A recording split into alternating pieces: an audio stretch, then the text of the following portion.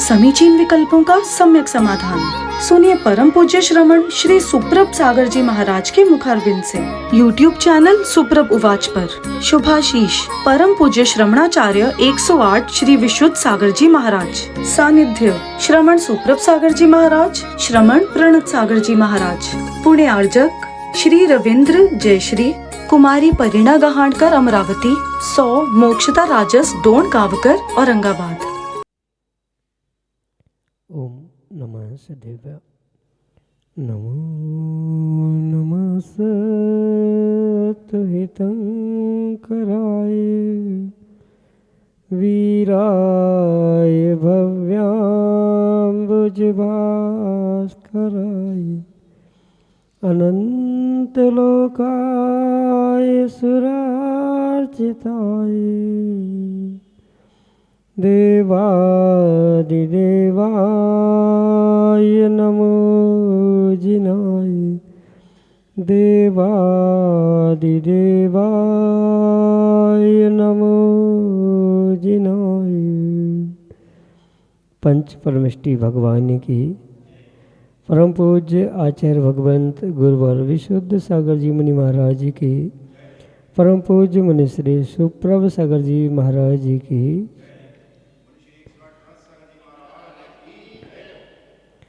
समीचीन विकल्पों का सम्यक समाधान, सम्यक ज्ञान की वह अनूठी विधा जिसके माध्यम से हम सभी प्रतिदिन अपने मन के अनेक अनेक समीचीन विकल्पों का सम्यक रूप से समाधान आगम के परिप्रेक्ष्य में परम पूज्य मुनिश्री के मुखारबिंदु से प्राप्त करते हैं।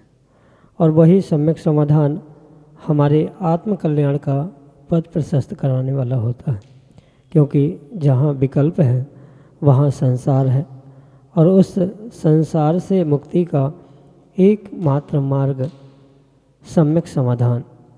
ऐसे आत्म कल्याण की अनूठी विधा से आप भी जुड़ने का प्रयास करें और अपना समीचीन विकल्प भेजते हुए परम पूज्य मुनिश्री से उसका आगम के परिप्रेक्ष्य में सम्यक समाधान प्राप्त करें। प्रारंभ करते हैं आज का सम्यक समाधान। और आज के पहले विकल्प के लिए मड़ौरा उत्तर प्रदेश से श्रीमती प्रतिभा जैन महाराज श्री के चरणों में बारंबार नमोस्तु निवेदित करते हुए अपना समीचीन प्रश्न कर रहे हैं कि महाराज जी, आजकल बैग, पेन, पेंसिल आदि पर मुनिराजों के भगवान के फोटो बने रहते हैं, तो ये कहाँ तक उचित है और उसका उपयोग होने के बाद हम उसका क्या करें? हमारे समीचीन विकल्प का सम्यक समाधान करते हुए हमारा मार्गदर्शन करने की अनुकंपा करें। नमोस्तु महाराज जी, नमोस्तु। ओम नमः सिद्धम। परम पूज्य आचार्य भगवान गुरुवर विशुद्ध सागर जी महाराज की, परम पूज्य मुनि श्री सुप्रभ सागर जी महाराज जी की।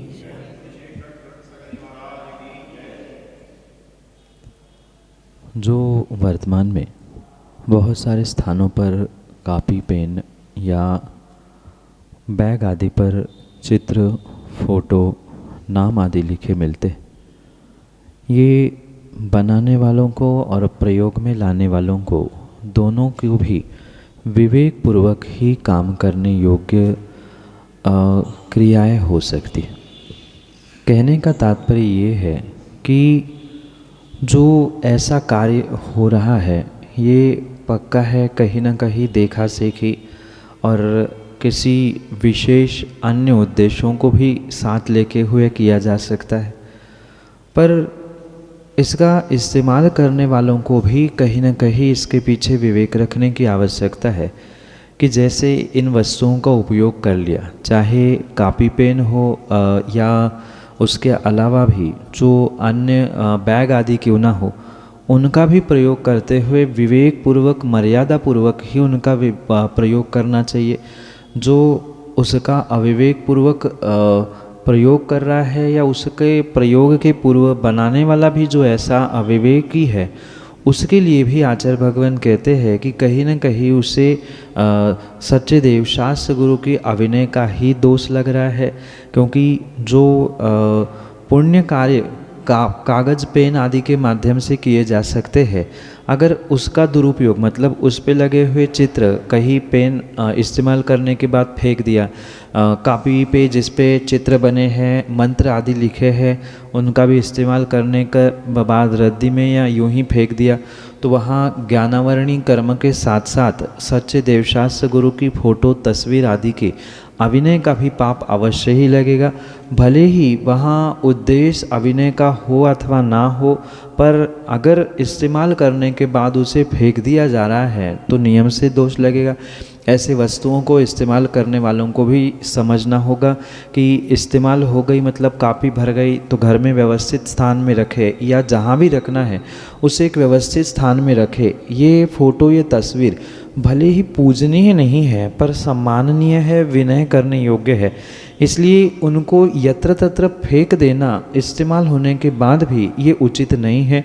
विधि पूर्वक उसका विसर्जन जैसा होता है, मतलब बहुत सारी ऐसी कॉपियाँ हैं, मैगजीन्स है या अन्य भी कुछ साधन है, तो आजकल उसका रिसाइकल हो रहा है। तो पुराने ग्रंथ हो या फ़ोटो तस्वीर हो, उनको एकत्रित करते हुए निर्धारित स्थानों पर भेजकर उसको रिसाइकल कराया जाए, और रिसाइकल करने के बाद पुनः उसका उपयोग होगा, जिससे बिल्कुल ही जो पाप का आश्रय उसके दुरुपयोग से हो रहा था उसका कुछ अंश कम हो जाएगा, क्योंकि नष्ट करने का तो अवश्य ही दोष लगेगा, पर पुनः उसका इस्तेमाल अच्छे कार्य में हो रहा है, इसलिए हो सकता है कुछ पुण्य का अंश भी वहाँ प्राप्त हो। ये सभी बातों को मायने रखते हुए ही कार्य करने की आवश्यकता है। जो ऐसा करा रहे हैं, जिनके पास मतलब छपवा रहे हैं, वे भी अविवेकपूर्वक छपवा रहे हैं, तो वहाँ भी उनके लिए दोष अवश्य ही है। इसलिए दोनों भी मतलब ऐसा कार्य करवाने वाले, करने वाले और साथ साथ जो उसका इस्तेमाल कर रहे हैं, उनको भी विवेकपूर्वक, मर्यादापूर्वक ही इनका प्रयोग करना होगा। यही आपके लिए सम्यक समझ। इंदिरा नगर, लखनऊ, उत्तर प्रदेश से जिम्मी जैन महाराज जी के चरणों में वंदन नमोस्तु करते हुए कह रहे हैं कि महाराज जी, समाज में माँ की ममता का बखान होता है, बेटी के त्याग का वर्णन होता है, पत्नी के परोपकार आदि का वर्णन किया जाता है, तो क्या पुरुष बेटा भाई पति का संवेदनहीन है और उनका अपने परिवार के प्रति कोई त्याग नहीं होता क्या? हमारे समीचीन विकल्प का सम्यक समाधान करने की अनुकंपा करें। नमोस्तु महाराज जी, नमोस्तु। समाज में, परिवार में, प्रत्येक स्थानों पर पुरुष का भी उतना ही महत्व है जितना कि स्त्री का, महिलाओं का, माँ का, बहन का आदि बखान किया जाता है। क्योंकि जब भी कोई विशेष बात कथन में आती है, तब उस कथन की अपेक्षा से क्यों इसे कहा जा रहा है ये भी समझने की आवश्यकता है। मतलब जब किसी बहन के त्याग के बारे में, माँ की ममता के बारे में, बेटी के अन्य भी कुछ कार्यों को लेकर जो उनके विशेष गुणों का बखान किया जाता है, वहाँ उनका मुख्य अभिप्राय यानी जो ऐसा विशेष रूप से करते हैं, उनके वक्तव्य के पीछे का जो अभिप्राय है उसे विवेकपूर्वक समझने की आवश्यकता है। मतलब जब भी किसी महिला का कुछ विशेष गुणों का व्याख्यान किया जाता है, वहाँ पूर्ण रूप से यही ध्यान रखना कि वहाँ किसी पति को, भाई को या पिता को किसी प्रकार से नीचे दिखाने का प्रयास नहीं किया जा रहा है। उनका भी बराबरी से उतना ही महत्व घर, परिवार, समाज, देश, राष्ट्र आदि सब में होता ही होता है। क्योंकि जैसे सामान्य रूप से कहा जाता है कि ताली एक हाथ से नहीं बजती, ऐसे ही समाज, परिवार, घर भी कभी एक व्यक्ति, एक स्त्री आदि से नहीं चलता। ये एक कथन की प्रणाली है, एक महिला को सम्मान देने की व्यवस्थाएं बनाई गई है। क्योंकि ऐसा कहा जाता है अबला होने पर भी वह इतना कुछ कर सकती है, तो पुरुषों को भी उनसे प्रेरणा लेते हुए कुछ विशेषता को प्राप्त करने की आवश्यकता है। इसलिए ये परोपकार जैसे गुण भी, त्याग जैसे गुण भी, ममता जैसे गुण भी एक पुरुष में हो सकते हैं। शायद आपने पुरुषों के विषय में ऐसा कहीं आगम ग्रंथों में भी नहीं पढ़ा है। आगम ग्रंथ तो पुरुषों की महिमा से भरे पड़े हुए हैं। प्रत्येक पुराण ग्रंथों में जितनी भी महिमा उन महापुरुषों की है, वहाँ किसी प्रकार से महास्त्री ये शब्द शायद आपने सुना ही नहीं है। 63 सलाखा स्त्रियाँ ये भी शब्द नहीं सुना। वहाँ 63 सलाखा पुरुषों की ही बात आती है या महापुरुषों की ही व्याख्या होती है। वहाँ महास्त्री या सलाखा स्त्री ऐसा कोई वर्णन नहीं मिलता। जब ये साक्षात उदाहरण हमारे सामने है ही, तो साथ में ये भी समझना होगा कि उनके साथ ये परोपकार की भावना है या ममता, क्षमता आदि सब कुछ है, उसको हमें बहुत विशाल दृष्टि करते हुए सोचने की, समझने की आवश्यकता है। जितनी सोच विशेष रहेगी, बड़ी रहेगी, उतना ही विशेष उसमें आप कुछ फल प्राप्त करने का पुरुषार्थ कर सकते हैं। एक पिता, एक भाई, एक पति भी उस महिला के बराबरी से ही पुण्य का और महात्मा का कार्य करने वाला होता है। ये पुनः ध्यान रखें। ये भारतीय संस्कृति पुरुष प्रधान संस्कृति होने के कारण से महिलाओं को किसी प्रकार से नीचापन ना देखना पड़े, इसलिए महिमा करते हुए ऐसे वर्णन देखने में आते हैं। अन्य किसी प्रकार से यहाँ ये उद्देश्य नहीं है कि किसी पुरुष को छोटा दिखाया जाए, उसे हीन बनाया जा रहा है, ऐसा बिल्कुल भी अभिप्राय नहीं है।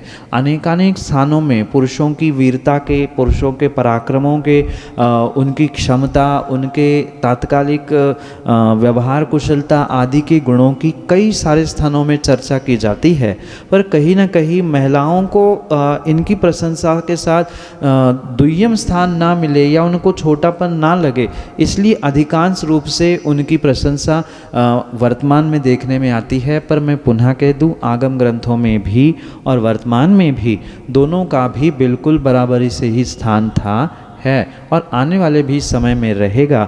और ये अगर आगम की पुराणों की बात करें तो वहाँ स्त्री के विषय में नहीं, जितना अधिक पुरुषों के, महापुरुष, सलाखा पुरुष आदि के निमित्त से मिलता है, उतना महिलाओं के विषय में नहीं मिलता। यही आपके लिए सम्यक समझ। शहादतगंज, लखनऊ, उत्तर प्रदेश से रानी जैन महाराज जी के चरणों में बारंबार नमोस्तु निवेदित करते हुए अपना समीचीन प्रश्न कराएं कि महाराज जी, दीपावली की रात्रि में अष्टद्रव्य से पूजन करना कहाँ तक उचित है? हमारे समीचीन विकल्प का सम्यक समाधान करने की अनुकंपा करें। नमोस्तु महाराज जी, नमोस्तु। त्रिकाल पूजा, त्रिकाल वंदना, करे करावे भावना भावे आदि पंक्तियों को शायद आपने पूजन के उपरांत चढ़ाने जाने वाले महाअर्घ्य में सुना होगा, पढ़ा होगा, और कई बार अर्घ्य चढ़ाते समय ये भाव भी किए होंगे, सोचे होंगे कि त्रिकाल पूजा कैसे हो सकती है। आगम के परिप्रेक्ष्य में जो त्रिकाल पूजा का वर्णन है, वहाँ पर तीनों समय की पूजा यानी तीनों काल की पूजा में भिन्न भिन्न द्रव्यों से पूजन करने का वर्णन मिलता है। जैसे दीपावली के दिन में भी जो घर में, दुकानों में पूजन का प्रचलन वर्तमान में देखने में आ रहा है, वह रात की पूजा नहीं है, अपितु शाम यानी गोधूली बेला पर, जब साक्षात गौतम गणधर स्वामी ने अपने तीर्थंकर गुरु महावीर स्वामी के प्रातःकाल के निर्वाण के उपरांत कुछ विशेष ध्यान के माध्यम से केवल ज्ञान जो प्रकट किया था, वह गोधूली बेला यानी सूर्यास्त की बेला है। तो सूर्यास्त की बेला में ही वह पूजन उस केवल ज्ञान रूपी लक्ष्मी की करने की आवश्यकता है। वर्तमान में इस विषय को लेकर कई बार अभी हमने सम्यक समाधान से समझाने का प्रयास किया कि लक्ष्मी कौन सी, कोई बाह्य लक्ष्मी की बात यहाँ है ही नहीं है। केवल ज्ञान रूपी लक्ष्मी उन्होंने शाम के समय में प्राप्त कर ली थी, और इसी अभिप्राय, इसी उद्देश्य से ही उन गौतम गणधर की या लक्ष्मी आदि की पूजा की जाती है। अन्य किसी प्रकार से पूजन का व्याख्यान नहीं मिलता। और रात में जो द्रव्य चढ़ाने के लिए रात में पूजन की भी जो व्यवस्था कही है, तो सूर्यास्त आदि के बाद में, जैसे दीपावली का अर्थ ही दीपों की आवली यानी अनेक दीपों से दीपोत्सव के रूप में होता है, तो दीप धूप आदि के माध्यम से ही भगवान की, गुरु की रात के समय में पूजन करने का वर्णन आया है। जो त्रिकाल पूजा, त्रिकाल वंदना का व्याख्यान है, वहाँ तीनों कालों में भिन्न भिन्न द्रव्यों से ही उसका पूजन का व्याख्यान प्राप्त होता है। और दीपावली में तो बिल्कुल भी गोधूली बेला का ही वर्णन आगम ग्रंथों में मिलता है, अन्य कुछ नहीं। यही आपके लिए सम्यक समाधान। आसियाना लखनऊ उत्तर प्रदेश से नलिन राज कासलीवाल अगले समीचीन विकल्प करें। चरणों में नमोस्तु नमोस्तु नमोस्तु मुनिवर। मुनिवर, मेरा प्रश्न ये है कि हम नौकरी पेशा वाले लोग जो होते हैं, हमारा अधिक समय जो होता है दफ्तरों में और दफ्तरों के कार्यों में गुजरता है, लेकिन हमारी इच्छा तो होती है कि हम धार्मिक कार्यों में भी आगे बढ़ें, समय दें, लेकिन हम उसमें समय नहीं दे पाते। हम अपने जीवन को किस तरीके से और संयम के मार्ग पर आगे प्रशस्त कर सकें, इस संबंध में अपना मार्गदर्शन करने की कृपा करें गुरुवर श्री। श्रावक चाहे नौकरी पेशा वाला हो या व्यापार करने वाला, अगर भीतर धर्म के प्रति, धर्म क्रियाओं के प्रति, संयम के प्रति किंचित भी जागरूकता है तो वह व्यक्ति कहीं न कहीं से समय निकालकर अपने आप को संयम और धर्म मार्ग पर लगाने का प्रयास करता है। आवश्यकता बिल्कुल भी ये नहीं है कि मंदिर में पहुंचकर ही धर्म होता है। वर्तमान में जो बहुत सारे लोगों की ये मानसिकता है कि मंदिर में पहुंचकर ही धर्म होता है या भोजन पानी का त्याग करने से ही संयम मार्ग पुष्ट होता है, ऐसा बिल्कुल भी नहीं है। आप ऑफिस में, दफ्तर में बैठे बैठे भी बहुत सारा धर्म कर सकते हैं। दुकान में बैठे बैठे भी कोई व्यक्ति अपने जीवन को संयमित करने का प्रयास कर सकता है। कहने का तात्पर्य ये है कि जितना समय हमें वहाँ पर ऑफिस दफ्तर में मिल रहा है, माना कि 1 घंटा हमारे पास समय है और 1 घंटा भी कुछ होना नहीं है, तो 1 घंटे के लिए हम बहुत कुछ संयम को धारण कर सकते हैं। जैसे भोजन कर लिया और भोजन के तुरंत 1 घंटा तो कोई पुनः भोजन नहीं करेगा, पानी भी शायद पीता ही नहीं होगा, तो कम से कम 1 घंटे के लिए हमने त्याग कर लिया। ज़रूरी नहीं है कि 1 महीने का 1 दिन का उपवास ही उपवास है। 1 घंटे का त्याग कर लिया, 1 घंटे में कुछ खाऊंगा नहीं, पीऊँगा नहीं, ये निर्णय कर लिया तो 1 घंटे का संयम का तो फल मिल गया। कुछ नहीं से कुछ सही, ये श्रेष्ठ हुआ करता है। कुछ नहीं कर पा रहे तो इसके कारण से उदास होकर, हीन होकर बैठना, हम तो कुछ नहीं कर पा रहे हैं, हम ऐसे हैं। उसके अलावा ये हो सकता है कि जितना समय मिले हम समय का सदुपयोग करें। जैसे और भी समय हमें 10 मिनट का समझ में आ रहा है, क्योंकि ऑफिस में लगभग सबका टाइम फिक्स होता है कि कब क्या होना है, कब क्या होना है। कई बार तो मीटिंग्स वगैरह भी सब कुछ प्री प्लान्ड होती है। तो जब हमें पता है कि 10-15 मिनट हमारे पास समय है, तो हम 10-15 मिनट बढ़िया 1 या 2 नमोकार की माला फेर सकते हैं, या और भी अन्य कोई छोटा गुरु मंत्र हमें गुरुओं से प्राप्त हुआ है तो उसकी माला फेर सकते हैं। माना कि और हमें समय लग रहा है कि नहीं, हमें 20-25 मिनट और मिल सकते हैं, तो तुरंत हम भक्तामर का पाठ करने बैठ सकते हैं, या अन्य भी जो पाठ हमें अच्छे लग सकते हैं उनको प्राप्त कर सकते हैं, जिससे धर्म में भी वृद्धि हो सकती है। रही बात संयम की, तो भोजन के अलावा भी अगर हमें ये पता है कि आधा 1 घंटा या 15 मिनट भी हमारे पास समय है, कोई वार्तालाप होने की संभावना नहीं है, तो 15 मिनट के लिए हम मौन धारण कर सकते हैं। 5 मिनट के लिए भी कर लिया तो भी बहुत बड़ी बात है। क्रम से हम उसे वृद्धिंगत कर सकते हैं। आज 5 मिनट, फिर 10, फिर 15, क्योंकि जो संस्कार संयम के प्रारंभ अवस्था से पढ़ते रहेंगे वो ही जीवन के अंत तक कार्यकारी हो सकते हैं।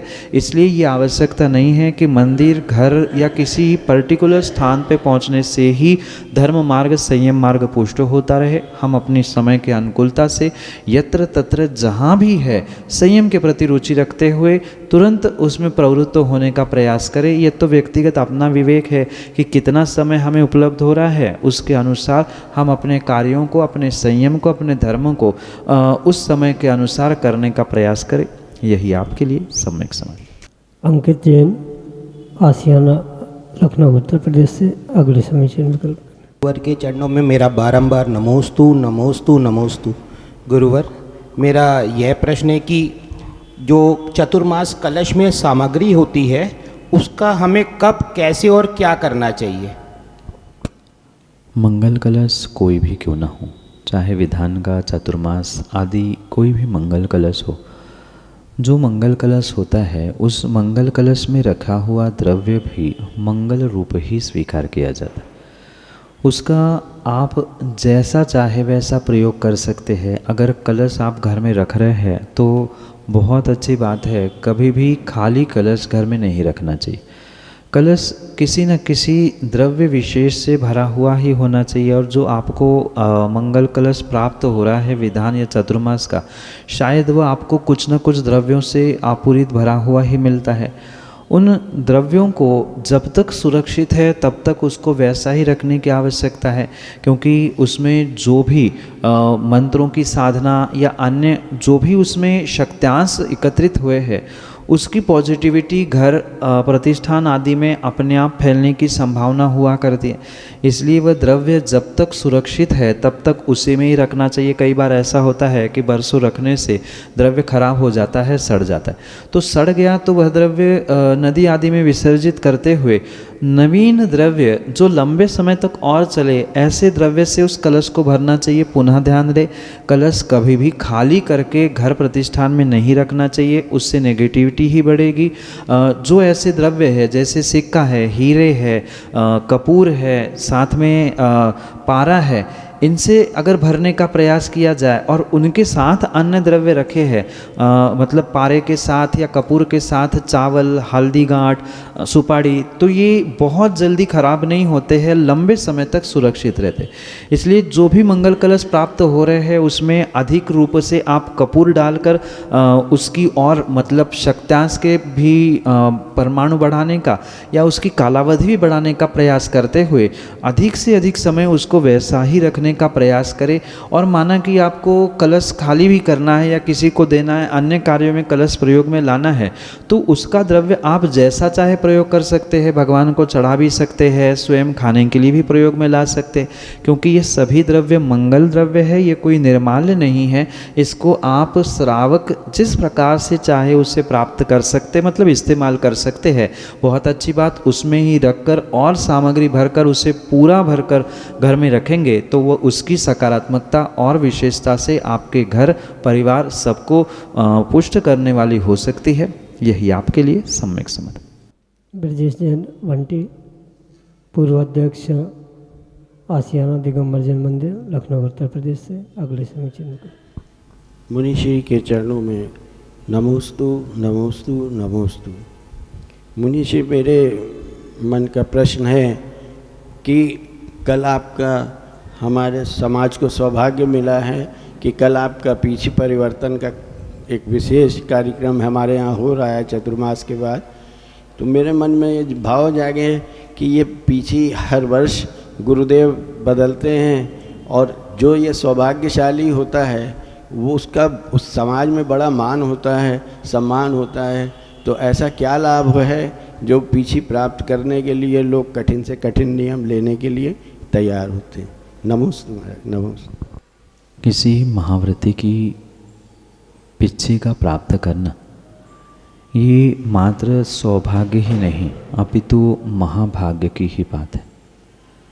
और क्योंकि ये संयम का उपकरण है, इसे किसी भी प्रकार से धन दौलत बोली आदि के माध्यम से देना लेना ये उचित नहीं हो सकता, क्योंकि संयम का उपकरण है। तो जो जितना विशेष संयम मार्ग पर आगे बढ़ने का प्रयास करता है उसके लिए ही ये देने और लेने का सौभाग्य पिछी परिवर्तित दिन के दिन में प्राप्त होता है।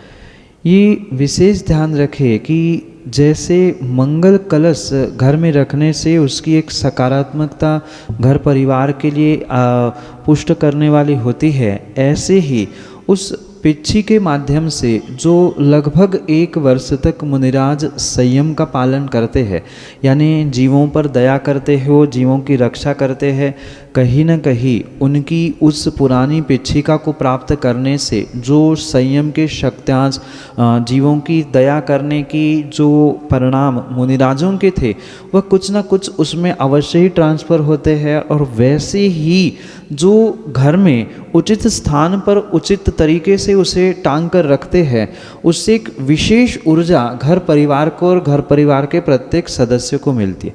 पर ये भी ध्यान रखें जो पिछिका प्राप्त हुई है उसको जो जितना विशेष श्रद्धा और सम्मान पूर्वक स्थान घर में देता है उसका उतना ही समाज घर परिवार में भी विशेष स्थान प्राप्त होता है। पहली बात तो संयम का उपकरण, दूसरी बात संयम से ग्रहण कर लिया, तीसरी बात उससे प्राप्त होने वाली वह विशेष ऊर्जा, ये सब कुछ एक प्रेरणादायक कार्य होते हैं। और इसी कारण से ही व्यक्ति कठिन से कठिन नियम लेते हुए भी उसे प्राप्त करने का पुरुषार्थ करता है, भावना भाता है कि कुछ तो हमें अंश रूप प्राप्त हो। दूसरी बात ये भी है कि आचार्य भगवंत इसके साथ ये भी कहते हैं कि घर में कम से कम किसी न किसी मुनिराज की एकाध पिच्ची तो अवश्य ही होनी चाहिए, क्योंकि अंतिम समय जब किसी श्रावक या श्राविका के प्राण जा रहे हैं तो कोई समाधि संलेखना करने वाला नहीं भी हो तो कम से कम पिच्छी देखते समय प्रतिदिन हमारी ये भावना होती रहे कि चलो हमने किन्हीं मुनिराज की अमुक वर्ष में पिच्छी ली थी, अब हमारी भावना है कि हम भी उनके जैसे पिच्छी कमंडलधारी हो, हम भी संयम मार्ग पर आगे बढ़े। इन्हीं भावनाओं से युक्त होने की मुख्य दृष्टि वहाँ पर पिच्छिका या संयम उपकरण को ग्रहण करने की हो सकती है। और यही ध्यान रखते हुए ही हर श्रावक श्राविका उस पिच्छिका को ग्रहण करने का पुरुषार्थ करता है। यही आपके लिए सम्यक समाधान। समीचीन विकल्पों का सम्यक समाधान सुनिए परम पूज्य श्रमण श्री सुप्रभ सागर जी महाराज के मुखारविंद से। YouTube चैनल सुप्रभ उवाच पर शुभाशीष परम पूज्य श्रमणाचार्य 108 श्री विशुद्ध सागर जी महाराज। सानिध्य श्रमण सुप्रभ सागर जी महाराज, श्रमण प्रणत सागर जी महाराज। पुणे आर्जक श्री रविंद्र जयश्री, कुमारी परिणा गहाणकर अमरावती, 100 मोक्षता राजस डोन गावकर औरंगाबाद।